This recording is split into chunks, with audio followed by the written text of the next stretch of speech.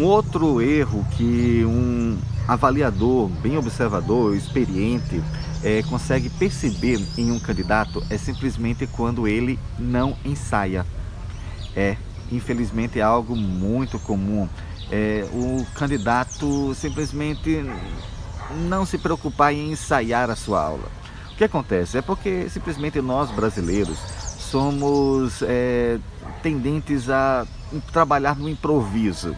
Sabe aquele negócio, você já conhece, né? Ah, treino é treino, jogo é jogo, chega lá, tchá, Bem, não é bem assim. Se você for uma pessoa boa do improviso, deixa eu lhe dizer, deixe o improviso para a hora do improviso. Por quê? Porque simplesmente o improviso, ele é muito bom, ele é útil, tá certo? Quando as situações fogem do controle.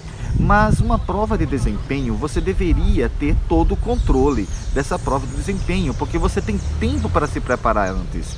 E quando você se prepara antes, um bom atleta sabe disso, quanto mais você treina um certo movimento, quanto mais você treina uma certa jogada, mais perfeita ela tende a ficar, certo? E na hora lá, tem situações que às vezes fogem do controle, aí você usa o improviso para você poder enriquecer melhor aquela jogada. Agora, claro, se prepare antes, ensaie antes.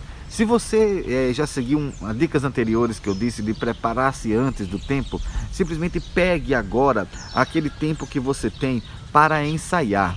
Agora não ensaie somente uma vez, ensaie 2, 3, 4, quantas vezes você puder ensaiar. Quanto mais ensaios você tiver, melhor. Lembre-se que muitas vezes essa prova de desempenho será a prova definitiva para que você possa entrar na universidade, no instituto, que você possa conseguir aquela vaga que você tanto deseja. Agora, um detalhe, você precisa saber como ensaiar. Tem detalhes para entender como você consegue um ensaio mais proveitoso, um ensaio melhor. Vou dar um exemplo aqui. Eu tenho o clássico ensaio na frente do espelho. Ele é bom? Você consegue observar a sua postura, a forma como você consegue transmitir. Mas tem um detalhe, o clássico espelho, você tem que falar e analisar, ter um feedback do que você está falando, da forma como você está falando, no exato momento da sua fala. Isso às vezes pode dar um certo bug no seu cérebro, você falar, observar, avaliar, são muitas coisas para analisar ao mesmo tempo. Então faça o seguinte, tem um outro recurso muito simples hoje para nós, que é o quê?